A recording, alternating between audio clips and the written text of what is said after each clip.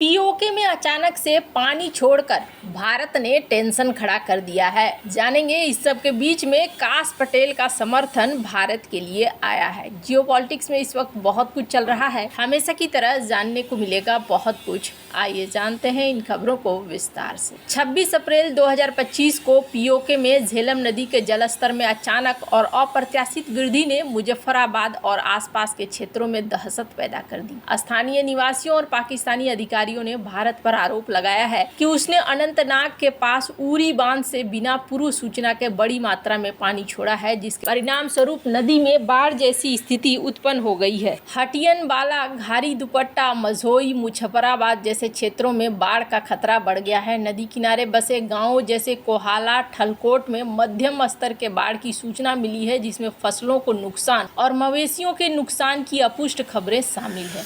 मुजफ्फराबाद प्रशासन ने हटियन बाला में जल आपातकाल घोषित किया। मस्जिदों के लाउड स्पीकर और आपातकालीन सायरनों के माध्यम से निवासियों को नदी के किनारे से दूर रहने और सुरक्षित स्थानों पर जाने की चेतावनी दे दी गई है। पाकिस्तानी नागरिक और मीडिया ने सोशल मीडिया पर वीडियो पोस्ट साझा किया है, जिसमें झेलम नदी का उफान दिखाई दे रहा है। जन्नत बिलाल मुस्तफा खार ने लिखा है कि भारत द्वारा अनंतनाग से झेलम नदी में अत्यधिक पानी छोड़ने से जलस्तर खतरनाक रूप से बढ़ गया है, जिससे लोगों की जान और आजीविका को खतरा हो गया है। भारत को इस जल आतंकवाद को रोकना चाहिए। पाकिस्तान ने इस घटना को जल आतंकवाद करार दिया और दावा किया कि भारत ने 1960 की सिंधु जल संधि का उल्लंघन किया है, जो दोनों देशों के बीच साझा नदियों के पानी के उपयोग को नियंत्रित करती है। संधि के अनुसार भारत को पश्चिमी नदियां सिंधु, झेलम, चीनाब में पानी छोड़ने से पहले पाकिस्तान को सूचित करना चाहिए, ताकि निचले इलाकों में नुकसान से बचा सके। पाकिस्तान का दावा है कि ये पानी का रिलीज पहलगाम आतंकी हमले के जवाब में भारत की रणनीति का हिस्सा है, जिसमें 26 लोग मारे गए थे। हमले के बाद भारत ने 23 अप्रैल को सिंधु जल संधि को निलंबित करने की घोषणा की थी, जिसे पाकिस्तान ने एक एक्ट ऑफ वॉर माना था। भारत ने अभी तक पाकिस्तान के आरोपों पर कोई आधिकारिक बयान जारी नहीं किया है। हालांकि कुछ भारतीय स्रोतों और एक्स पोस्ट में इसे पाकिस्तान के खिलाफ एक रणनीतिक कदम के रूप में देखा जा रहा है। पाकिस्तान सूखे की उम्मीद कर रहा था, लेकिन भारत ने झेलम में पानी छोड़कर बाढ़ ला दी। भारत सरकार ने संधि निलंबन के बाद सिंधु, झेलम, चीनाब नदियों के पानी का अधिकतम उपयोग करने की योजना बनाई है। केंद्रीय जल शक्ति मंत्री ने कहा कि हम ये सुनिश्चित करेंगे कि इन नदियों का एक बूंद पानी भी पाकिस्तान में न जाए। भारत अब बांधों की डीलिस्टिंग और नए जलाशयों के निर्माण पर काम कर रहा है। भारत और पाकिस्तान के बीच संधि से जुड़े तनाव का एक प्रमुख ऐतिहासिक उदाहरण 2016 का उरी आतंकी हमला भी है, जिसमें भारत ने ये कहा था कि खून और पानी एक साथ नहीं बच सकता है। भारत ने संधि को निलंबित करने की धमकी दी थी।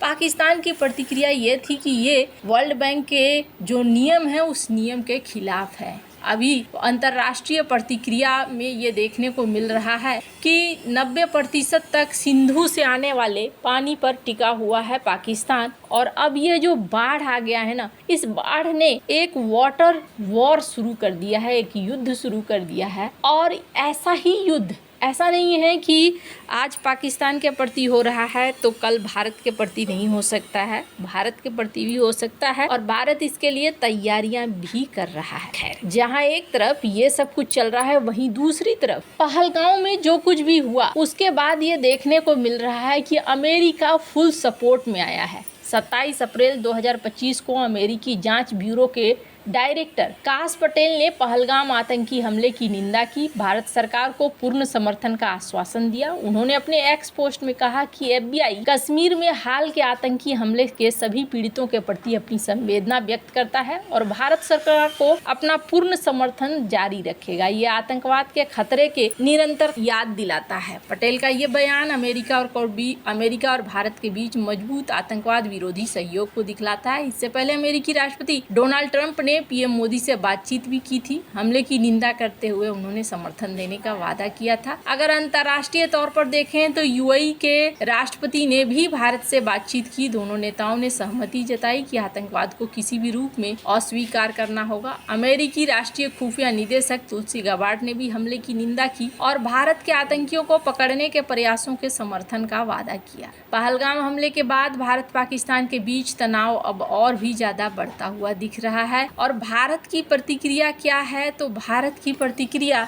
यहाँ पर एक के बाद एक दिखनी शुरू हो गई है। काश पटेल एक भारतीय मूल के अमेरिकी FBI डायरेक्टर के रूप में भारत अमेरिका संबंधों को मजबूत करने में महत्वपूर्ण भूमिका निभा रहे हैं। उनकी हिंदू पृष्ठभूमि और भारत के प्रति उनकी संवेदनशीलता ने उनके बयानों को भारतीय समुदाय में विशेष रूप से प्रभावशाली बनाया है। पटेल ने पहले भी भारत के साथ सहयोग को बढ़ावा दिया है, जैसे कि आतंकी हरप्रीत सिंह उर्फ हैप्पी पासिया की गिरफ्तारी, जो भारत और अमेरिका में हमलों की योजना बना रहा था। पटेल का बयान और अमेरिका का समर्थन भारत के लिए रणनीतिक रूप से महत्वपूर्ण है, क्योंकि यह न केवल आतंकवाद के खिलाफ लड़ाई में सहायता प्रदान करता है, बल्कि पाकिस्तान पर अंतर्राष्ट्रीय दबाव बढ़ाने में मदद करता है। पहलगाम हमले और इसके बाद के घटनाक्रम ने भारत पाकिस्तान संबंधों को एक निचले स्तर पर ला दिया है। भारत का सिंधु जल संधि निलंबन और व्यापार पर विचाराधीन पूर्ण प्रतिबंध पाकिस्तान की अर्थव्यवस्था पर गहरा प्रभाव डाल सकता है, जो भारत से फल, सब्जियां, दवाइयां और सामान पर निर्भर है। दूसरी ओर पाकिस्तान के रक्षा मंत्री आसिफ ने स्वीकार किया है कि पिछले 3 दशकों से वो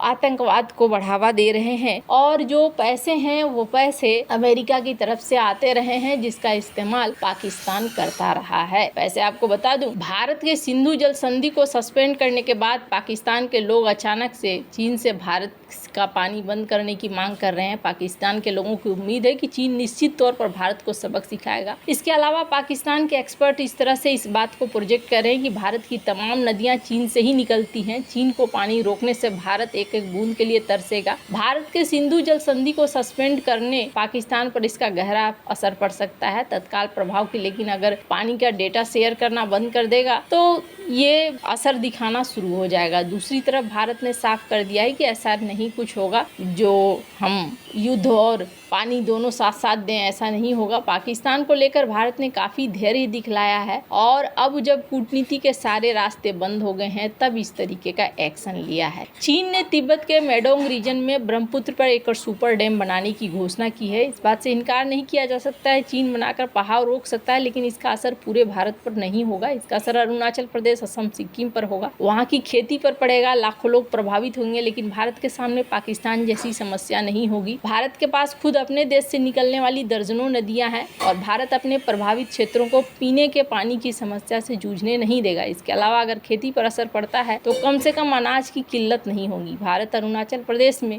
बनाकर इसे काउंटर भी कर सकता है। और अभी फिलहाल के लिए ये सीन देखने को मिल रहा है। साथ ही साथ ये भी देखने को मिल रहा है कि अगर अमेरिका खुलेआम आ रहा है तो चाइना भी धीरे धीरे खुलेआम आता हुआ दिख रहा है। सीमा के पास PLA का युद्धाभ्यास जारी हो रहा है। दावा किया जा रहा है कि युद्धाभ्यास भारत की सीमा के करीब सिंजियांग प्रांत में किया जा रहा है, जो उइगर मुस्लिमों का घर है। हालांकि हमारे पास फिलहाल ये जानकारी नहीं है कि कब जारी किया गया है। क्या चीन दूसरा फ्रंट खोल सकता है? वैसे ऐसा नहीं लगता है कि इस वक्त किसी भी तरीके से फंसेगा। चाइना इस वक्त बिल्कुल नहीं फंसेगा। ये जो मौका है ये मौका बहुत ही बढ़िया है। टैरिफ लगा हुआ है और टैरिफ को जूझ रहा है चाइना। चाइना को इस वक्त भारत जैसे बड़े मार्केट की ज़रूरत है। चाइना इस बात को जानता है। जिस तरीके से अमेरिका की तरफ से फुल समर्थन आ रहा है, वो इस लड़ाई को और भी ज़्यादा आगे बढ़ा देंगे अगर चाइना यहाँ पर घुसता है तो। अगर पूरी बात कहें तो पूरा का पूरा पत्ता, इस वक्त पूरा सीन भारत के हाथ में जाता हुआ दिख रहा है। वैसे आपको क्या लगता है इन सब मामले में? आपकी क्या राय है? कमेंट कर जरूर बताएं। जल्द मिलते हैं अगले वीडियो में नई खबर के साथ।